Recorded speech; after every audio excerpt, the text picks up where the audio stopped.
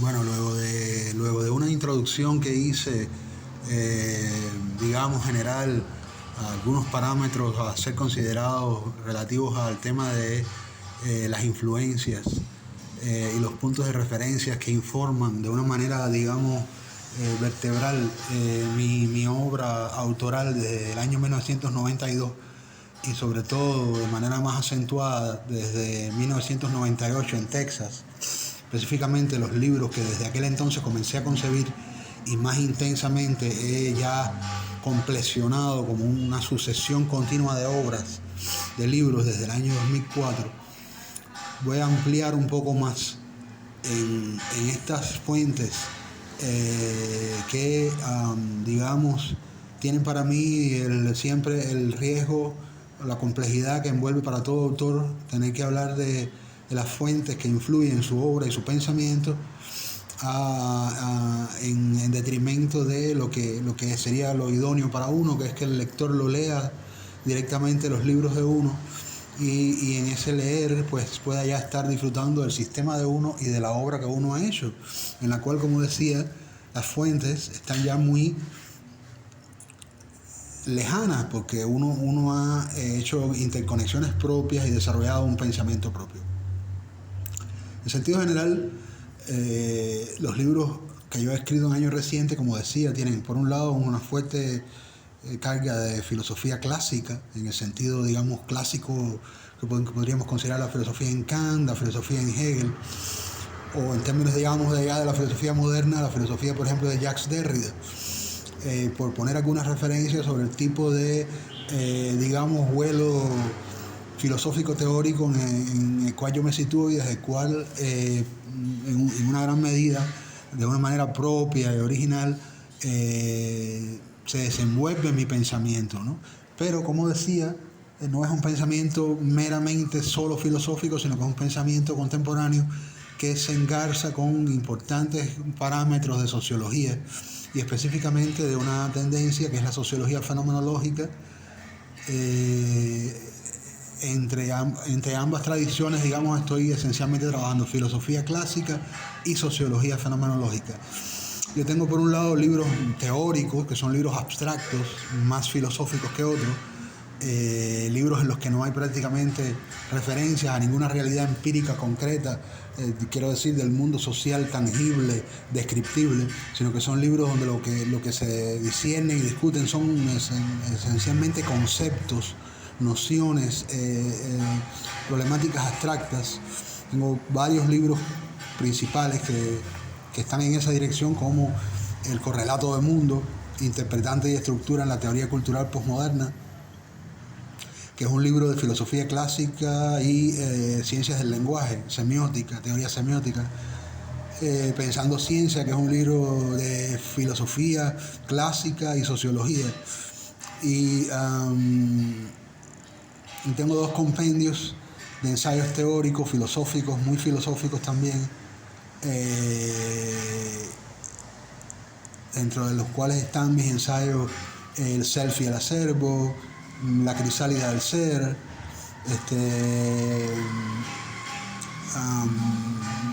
entre muchos otros ensayos que habría que ir a leer en compendios como El corazón de la experiencia, Autopercepción y sentido común en la sociología fenomenológica, o mi propio compendio La crisálida del ser. Yo tengo, como decía antes, influencias generales que ya a estas alturas de la madurez de mi pensamiento se puede decir que ya son irreversibles, y luego influencias un poquito más específicas, ¿no? Las generales son, digamos, Hegel, Charles Sanders Peirce. Dentro de la semiótica podría mencionarse a Svetan Todorov,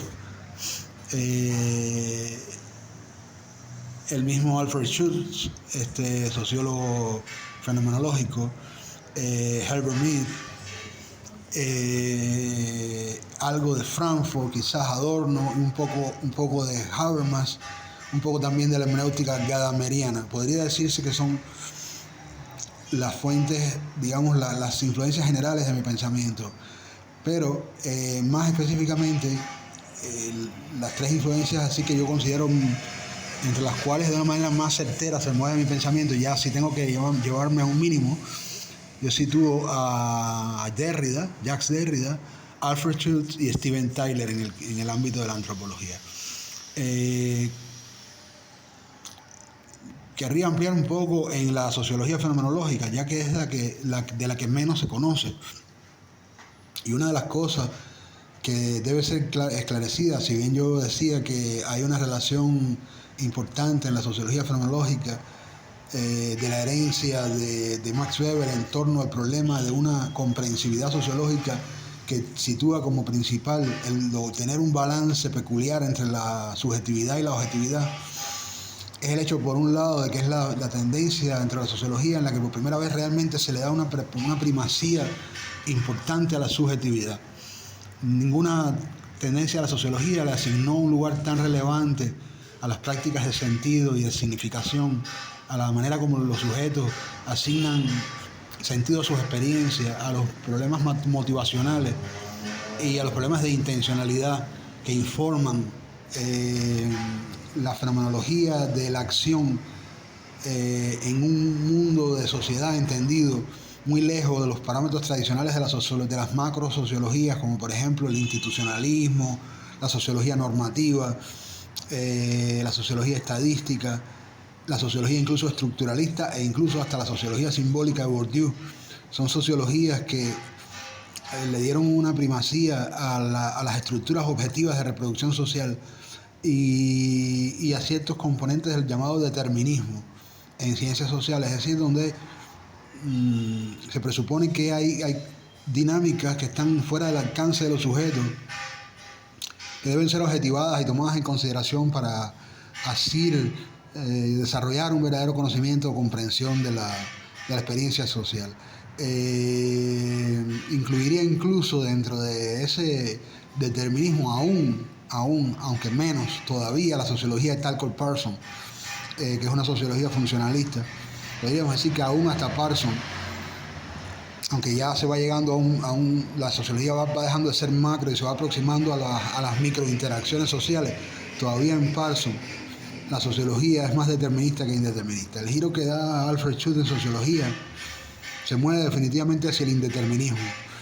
y le asigna un lugar preponderante más a la subjetividad que a la objetividad, no en detrimento de ser objetivos, sino en favor de entender que no se puede comprender un mundo, lo que hace a un mundo propiamente social,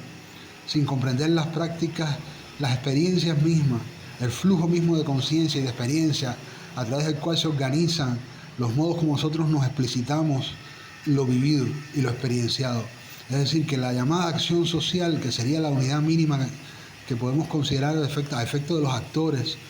aquello que hace a lo social, a diferencia de lo cultural o lo económico,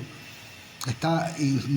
intensamente informada por el ámbito de la experiencia, por el ámbito de un flujo de conciencia que envuelve la autorreflexividad de la persona, por el ámbito de procesos de explicitación y elucidación a través de los cuales nuestra propia relación con nuestra acción informa motivacionalmente lo que hacemos e hilvana tanto nuestro soliloquio, es decir, nuestro monólogo, nuestra experiencia de elucidación de lo vivido, como tanto en términos de las vivencias en acto, es decir, lo que estamos viviendo aquí y ahora cada vez, como en términos de la actividad reconstructiva a través de la memoria y del recuerdo, por medio de la cual revisitamos continuamente lo experienciado y el modo como le asignamos sentidos y significados incide en lo que hacemos o dejamos de hacer. Más allá de un simple entender la práctica como una cosa culminada, más allá de un simple entender la acción de un sujeto social como una cosa ya hecha, ya concluida, o incluso más allá de verla como un simple arreglo de objetivos, de metas para lograr fines desde el punto de vista de un voluntarismo de los propósitos. La experiencia social está henchida de relaciones de significación y de sentido que informan su propio decursar y que se vuelven relevantes tanto para nosotros individualmente como se vuelve relevante desde el punto de vista de las relaciones intersubjetivas, es decir, de nuestras relaciones con otros y del modo como tenemos acceso a la subjetividad de los otros en la interacción simbólica y del modo como los otros se nos vuelven relevantes. Al mismo tiempo, no puede ser considerada La sociología fenomenológica, sin inscribir estas reflexiones fenomenológicas sobre el flujo de conciencia y de la experiencia en un ámbito que incluye, por un lado, el mundo de vida, lo que Schultz llamaba el mundo de vida, es decir, es una sociología que se inscribe en la secuencia de nuestras experiencias cotidianas, el mundo de vida en el cual vivimos nuestra experiencia diaria. No es una sociología que cuando habla de subjetividad se refiere a sujetos histórica, social o políticamente constituidos, a diferencia de otros parámetros de la sociología como los que mencionaba antes, o parámetros como por ejemplo los marxistas o los althuserianos, que contemplan al sujeto en tanto constituido históricamente o en tanto constituido por normas que desde las instituciones condicionan sus actos. Aquí el mundo de vida en el cual transcurre entre el día y la noche nuestra experiencia es lo que pasa al primer plano, y todas las dinámicas que envuelven normatividad e instituciones, formas ya constituidas de lo social, tales como la gubernamentalidad, lo político e incluso lo histórico, quedan completamente fuera de consideración. Es importante para mis lectores y para mis estudiantes, a quien más estoy dirigiendo estas charlas, entender que la sociología que yo practico, tanto cuando está imbricada con mi pensamiento clásico filosófico sobre problemas conceptuales teóricos, abstractos, como cuando se refiere a dimensiones empíricas de la experiencia, por ejemplo, mis libros sobre los medias o sobre las nuevas tecnologías, no, o mis libros, por ejemplo, empíricos sobre los mercados populares urbanos, por citar dos ejemplos, son tanto cuando es teórico, abstracto, filosófico, como cuando es empírico, están situados, se recortan, como digo yo, es decir, yo recorto mis obras, mis libros, en torno al mundo de vida. En este caso, el mundo de vida de un actor social, entendido por supuesto en su universalidad, es decir, el mundo de vida de cualquiera, pero también y sobre todo, y específicamente en mi experiencia y en mi caso, en el caso de mi obra, algo en lo cual yo me alejo de Schultz, que ya, dado que Schultz se mantiene mucho dentro de la idea muy weberiana de Max Weber, de construir tipos ideales. Es decir, digamos, yo estoy hablándoles del mundo de vida, ¿verdad? Les estoy hablando del flujo de experiencia en la vida cotidiana separado de las normatividades institucionales, los sujetos propiamente constituidos en el sentido althuseriano de la dominación y la subalternidad, o de la estructura y la infraestructura, lejos completamente de los modos de producción en el sentido marxista y de las formas de organización social en el sentido institucionalista o incluso histórico. Son parámetros de microsociología que se sitúan en la vida del individuo aislado, solitario, en su vida cotidiana entre el día y la noche, en el acontecer diario del transcurrir de nuestra experiencia vital. Que se sitúan, son obras que se sitúan en lo cotidiano. Pero, incluso aún situado en lo cotidiano, Alfred Schultz, este gran padre de esta tendencia, el iniciador de esta tendencia, lo hizo muy influido por el concepto de los tipos ideales de Max Weber. ¿Qué significa esto? Que Schultz construía un tipo ideal de persona que estaría viviendo en un mundo de la vida cotidiana, digamos, construido como un prototipo tipificado de cómo sería el mundo de la vida cotidiana de cualquiera. Aunque no deja de estar excluida esa universalidad de lo particular en mis libros, yo trabajo mucho más con mi verdadero mundo de vida, es decir, con mi práctica social real en la vida cotidiana que yo llevo en la cultura y en la sociedad en la cual vivo. Según los libros que he escrito, si es en Texas, en Houston, mis largos años de vida en Houston, Texas, si es en Caracas o en México o en otros ámbitos entre los cuales se han movido varios de mis libros. Considerar también que no puede ser entendida esta sociología sin establecer una relación entre el mundo de vida, es decir, el horizonte, lo que yo le llamo en mi libro el horizonte intramundano, la intramundanidad de los mundos,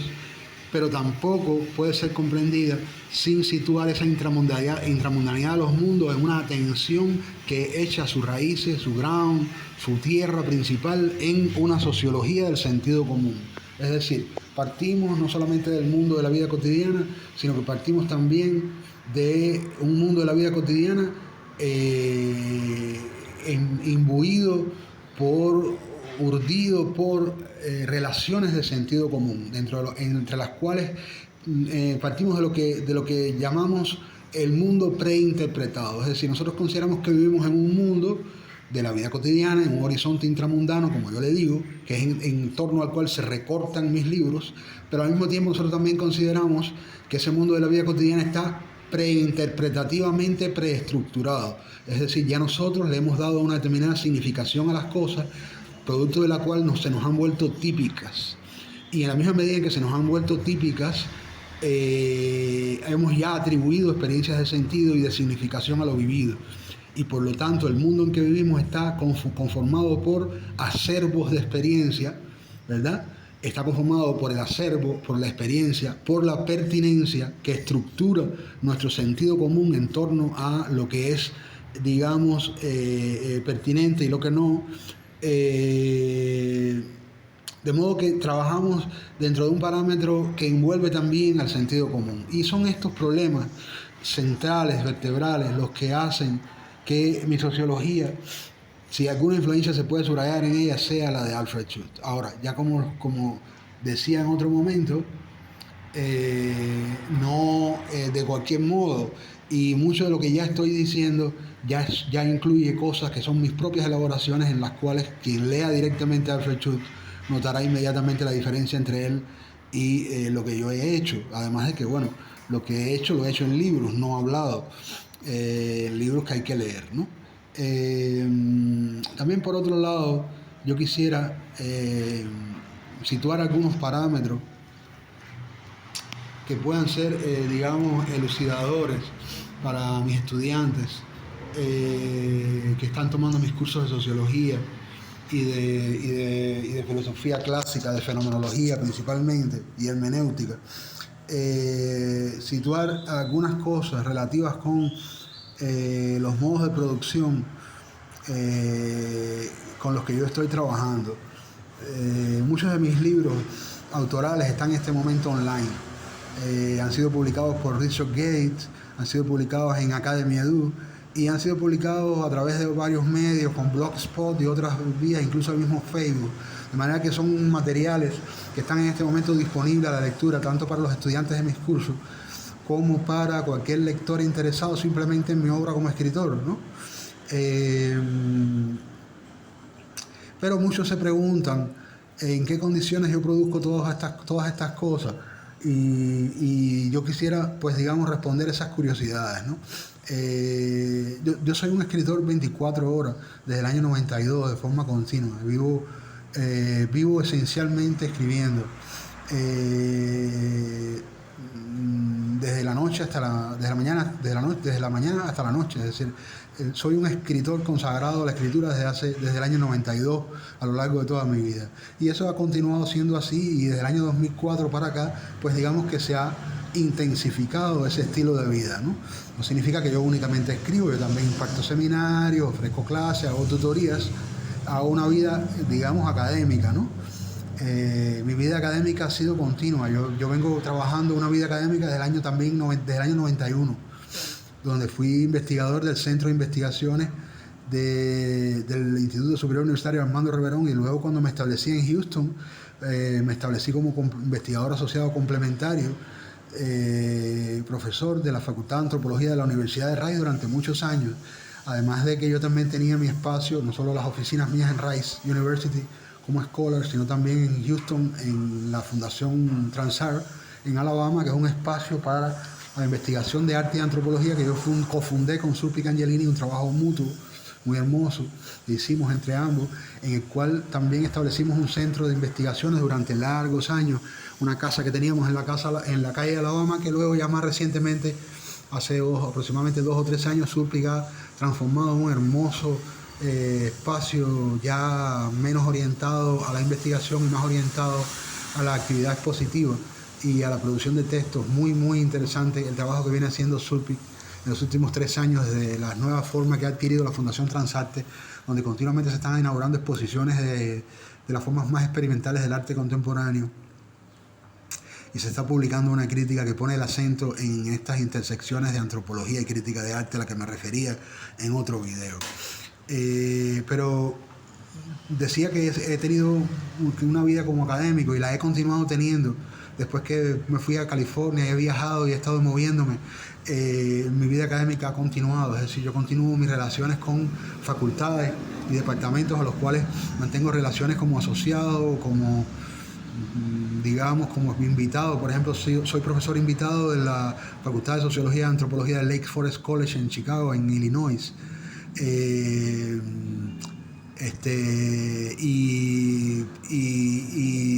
Y he continuado mis relaciones académicas y las sigo teniendo también. Ahora que en este momento estoy aquí en La Habana, la tengo también como profesor adjunto visitante de ELISA, en la Universidad de Arte, que queda un poco en las afueras de la ciudad. Pero sí, ciertamente, escribir libros no es algo que ningún departamento, ni ninguna facultad, ni ninguna fundación, digamos, destina una cosa directa a eso, sino que más bien tiene uno es que articular sus propias formas de producción, ¿no? Autorales, es decir, estas posiciones académicas apoyan la obra que uno está haciendo, los libros que uno escribe, pero tiene uno que articularlo de cierta manera. Por ejemplo, en Houston, ya decía, la relación mía con la Fundación Transarte, pero también está un curso que yo impartí en el Instituto de Cultura Hispana de Houston, a propósito de lo cual se generó una dinámica muy interesante coordinada por Diana Galán, psicoanalista argentina, que propició, por ejemplo, que yo pudiera establecer mi escuela durante un año de clases y de conferencias teóricas en filosofía clásica y sociología fenomenológica y ciencias del lenguaje. De la misma manera también en Caracas, cuando yo estaba establecido en Caracas, tenía una dinámica similar, ¿no? Es decir, no solo era mi relación con las universidades en las que yo soy profesor o tengo una conexión académica, sino que se dieron otros nexos con espacios diagonales de producción para mi obra, ¿no? Como puede ser, por ejemplo, en Caracas, digamos, mi actividad como conferencista freelance en diversos museos, como el Museo de Petare, el Museo Mario Abreu, un curso, por ejemplo, que yo hice con Bárbara Rodríguez y asociados del Departamento de Ciencias Sociales de la Universidad Central de Venezuela, en el Banco Central de Venezuela, que fue un buen curso importante de sociología contemporánea. Un curso que impartí en el Museo de Petare, que me propició trabajar los problemas de antropología posmoderna. De manera crucial, cuando Sulpic y yo comenzamos a trabajar juntos, se articuló de una manera muy interesante este espacio tan interesante que tiene Marcos Ariquian y la familia de Sulpic, de los telares de Maracay, que propiciaron que tuviera un espacio con oficinas, como una especie de pequeño centro de investigación en el cual pude trabajar unos años, gracias al apoyo de la familia de Sulpic, telares de Maracay, los Ariquian, la familia Sariquian, ¿no? Los proyectos culturales propiciados y apoyados por el Hotel Eurobuilding y por Telares de Maracay, específicamente por la Fundación Transarte, que fue la que vehiculizó que todo esto fuera posible en aquellos años en Caracas, ¿no? Y luego también yo estuve muchos años escribiendo para un diario italiano. Específicamente tuve una página que me dio el grupo italiano de los Dimasi, un periódico de economía, de los hoteles Tamanaco, donde yo pude, gracias a ella, impartir un curso en el Hotel Hilton para el periódico, y de ahí fue que salió la conexión con Bárbara Rodríguez, donde pude trabajar, digamos, en lo que dije antes, ¿no? De ese curso de sociología contemporánea. Es decir, que siempre de una forma u otra se articulan alrededor de mis posiciones académicas, oportunidades, que yo también, digamos, trabajo en función de ellas, ¿no? Para estar dedicado a la escritura de mis libros. Yo creo que debería dejar de mencionar mi relación con Cristina Yadik y Mike Yadik, con quien yo desarrollé un taller de 6 meses que también fue muy fructífero, no solo para Cristina y para Mike, en el ámbito de los lenguajes, de los problemas de semiótica, sino también lo fue para mí. El seminario de 6 meses que yo hice con Cristina Yadik en su espacio también fue muy propiciador. De manera que ahí está mi relación con Sulpic, mi relación con Cristina, mi relación con Diana Galán. Esos 3 puntos establecieron espacios diagonales interesantes para yo poder desarrollar, digamos, en intersección en relación a mi posición académica en la Facultad de Antropología como investigador asociado complementario de la Universidad de Rice y como profesor invitado en Lake Forest College en la Facultad de Antropología y Sociología, digamos, todo esto pues propicia las formas de producción a través de las cuales yo me la ingenio para digamos, entre mi actividad como escritor y mi actividad como profesor, articular mis libros autorales. Yo creo que con estas referencias que he dado ya puede ser bastante esclarecedor para mis estudiantes, ¿no? Es decir, yo voy a comenzar a impartir en junio un curso de sociología etnometodológica, razón por la cual no me he adentrado mucho en el tema. Específicamente lo voy a comenzar todo una vez a la semana y no quiero adelantar un material que ya nos va a adentrar directamente en cuestiones de pensamiento clásico, pensamiento teórico, porque desde junio voy a estarlo haciendo y creo que es preferible grabar esas conferencias de que ya van a ser directamente un contenido más explícito. Por lo tanto, en este momento solamente me he enfocado en 2 videos introductorios a problemas generales que no son propiamente el contenido directamente de lo que voy a discutir, sino un poco ofreciendo puntos de referencia que pueda introductoriamente darle parámetros de interés a quienes están interesados en los temas que yo trabajo. Creo que por el momento esto está bien. Yo también voy a dedicarles un video a algún otro tipo de práctica y algunas cosas relacionadas también con el arte, el pensamiento y la crítica sobre arte, pero no será esta la ocasión ni tampoco el material. Espero lo hayan disfrutado y seguimos en contacto.